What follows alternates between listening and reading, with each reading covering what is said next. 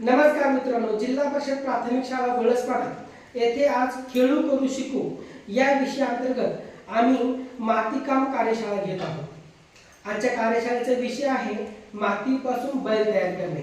आपला भारत देश हा कृषीप्रधान देश आहे आणि आपल्या देशामध्ये बळीराजाला अनन्यसाधारण महत्त्व आहे। उद्या येणारा पोळा हा आपल्या बळीराजाचाच उत्सव आहे।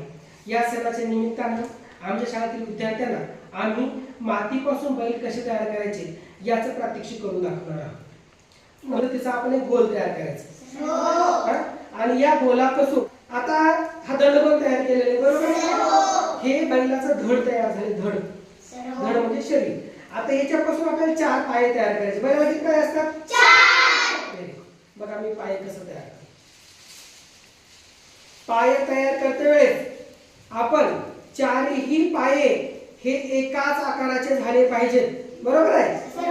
बैलाचे किती पाय तयार केले? 4। आणि हे पाय एक लेवल मध्ये पाहिजे, बरोबर? हे असे पाय खाली वर नको नसता बैल आपला काय होईल? लंगडा होईल। लंगडा तयार करायचं का? ठीक, बघा आता हे पहा, हे काय तयार झाले बाळांनो? शेपटी, बरोबर आहे? शेपूट तयार झालं म्हणून। आता बैलाची मान तयार करायची आहे आणि बैलाचं डोकं, बैलाचे शिंग, बैलाचे कान आणि डोळे एवढं तयार करणं बाकी आहे। याच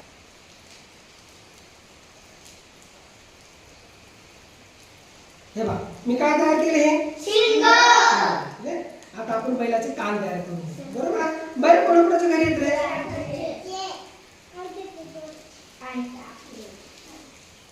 आणि शिंगे काय असतात? शिंगे कुठे असतात? वरी का खाली? Very good. आणि शक्यतो दोन्ही पण शिंगे सारखेच करायचे बरं बाळांनो। एक शिंग मोठं एक शिंग लहान असं नाही करायचं। हे काय तर हे दोन काय तयार केले आपण? कान तयार केले, बरोबर आहे? बैलाचे आपण इथं हा खांदा तयार केलेला आहे, बरोबर आहे? बैलाचा हा खांदा असतो। बैलाचे डोळे तयार करण्यासाठी आपण हे जे ज्वारीचे दाणे आहेत ना त्याचा उपयोग करणार आहोत। दिसते तुम्हाला? तुम्ही सर्वजण असे बैल तयार कराल?